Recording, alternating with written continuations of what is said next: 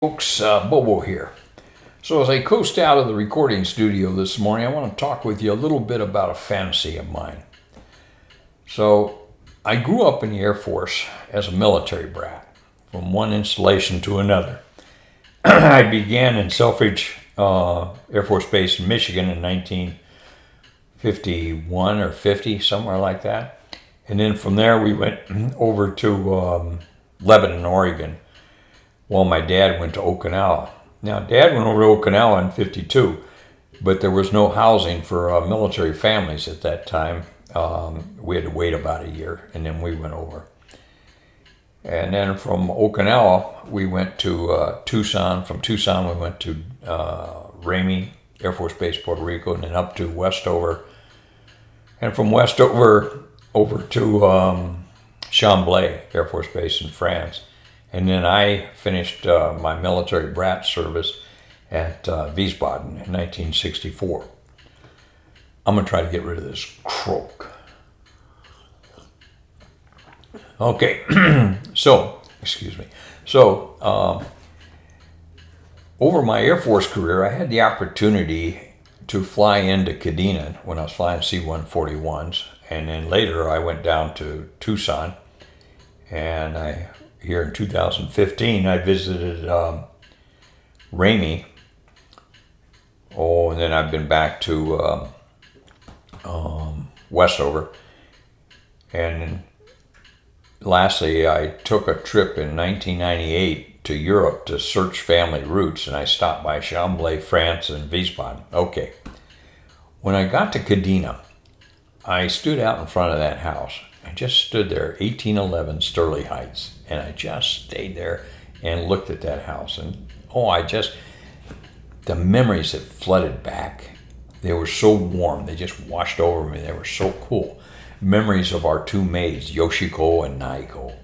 Memories of sitting on the step, putting on our roller skates, and then standing up, coming down off that sidewalk to the main sidewalk, going into a 4G right-hand turn to stay on the sidewalk versus going out on the road.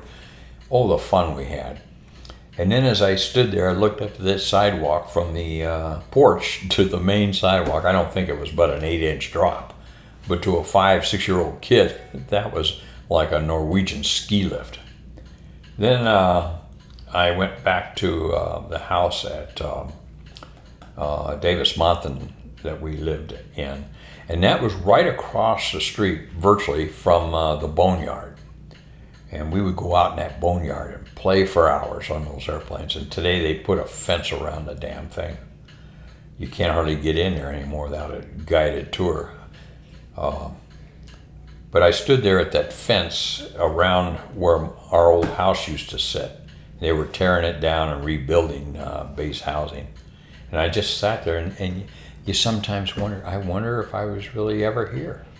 You have that emptiness when you have such fond memories of these places where we lived. And then in 2015, I had the opportunity to revisit Ramey. God, I love that place. And at Ramey, we lived in 4 different houses, and I managed to find 3 out of the 4. From Ramey at Westover, a couple of years later, I swung by the house we lived in Ramey, Chicopee Falls, and that house is still there. Of course, it's been growing up quite a bit, as is the whole area around Westover. And then 1998, had the opportunity to go over to Europe to do a little bit of family research in Switzerland, and then once I was finished there, drove from Switzerland to France, went to Chambly, and the house trailers that we lived in, all that whole, as you might expect. Hell, they were in terrible condition back in 1962 and 63 when we lived in them. They were gone. And then up to Wiesbaden, that home is still there. It's an apartment complex there in Heineberg. Okay, enough of the background.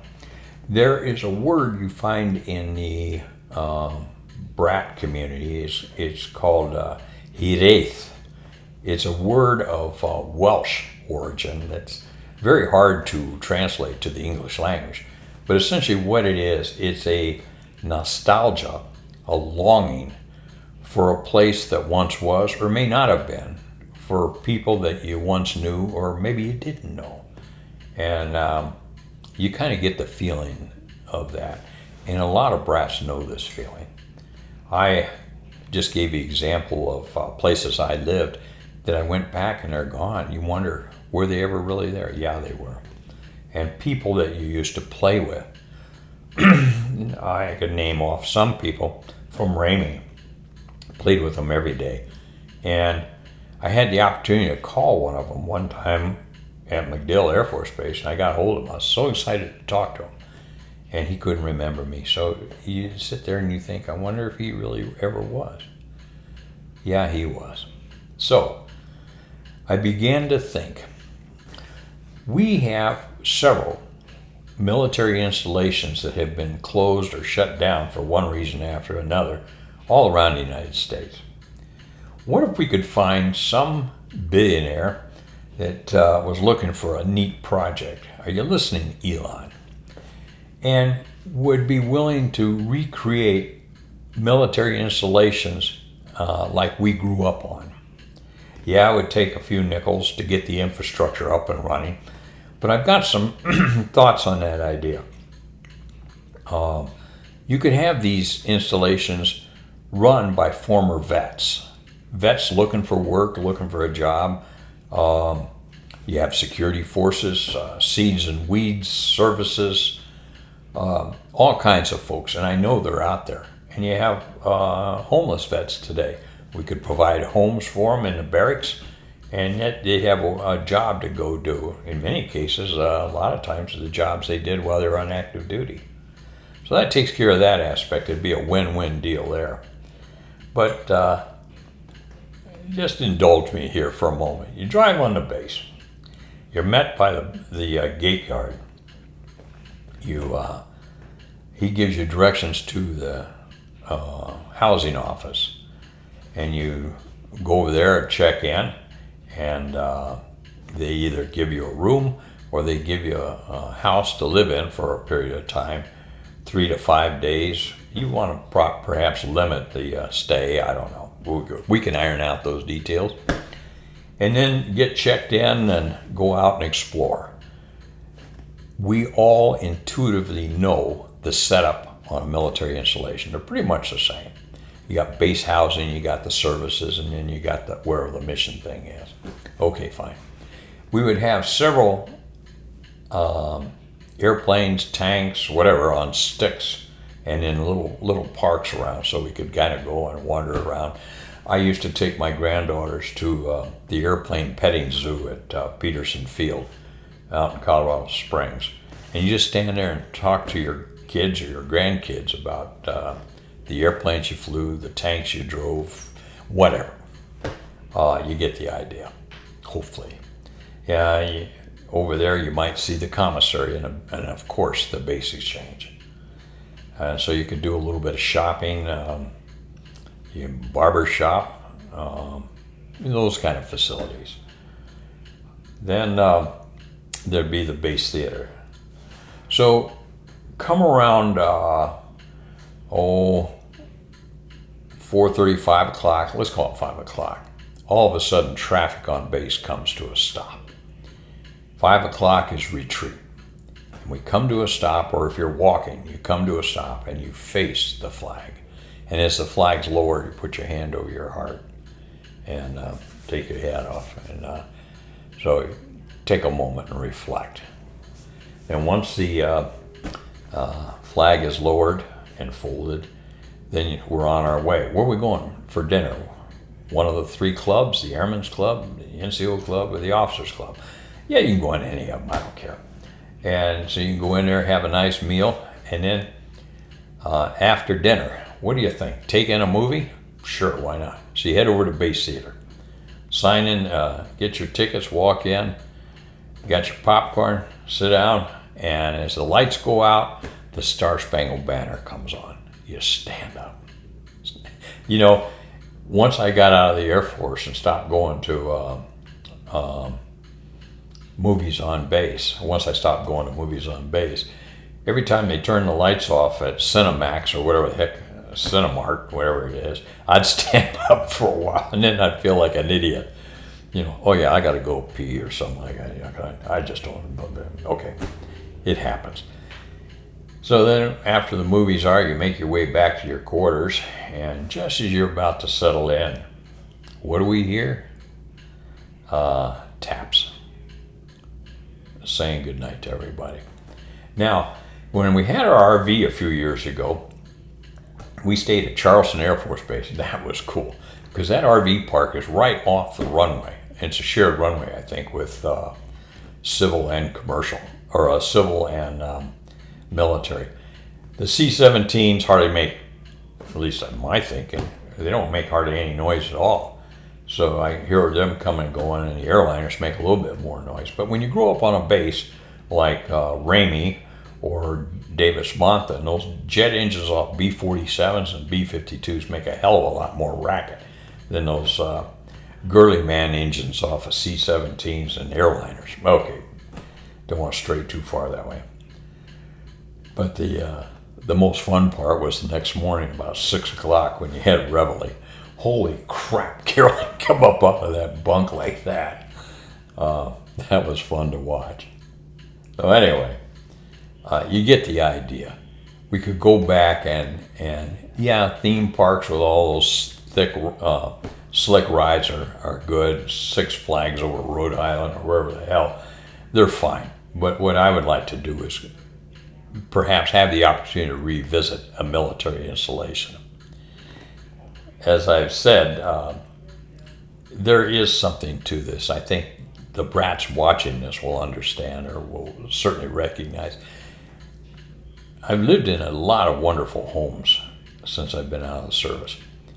I'm very grateful for that. But I really don't feel at home, even today, until I drive through the gates of a military installation, whether it be Wright-Patterson or Marine Corps Air Station, Cherry Point, wherever. There's always something about them that helps me, that I know I'm home.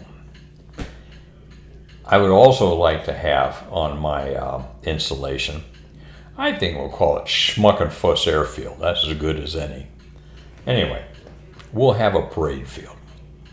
And on that parade field, we will have bleachers lined up. And once a month? Once a week? I don't know. That's for the base commander's office to figure out. We will have a parade. And the parade will be structured a little bit different.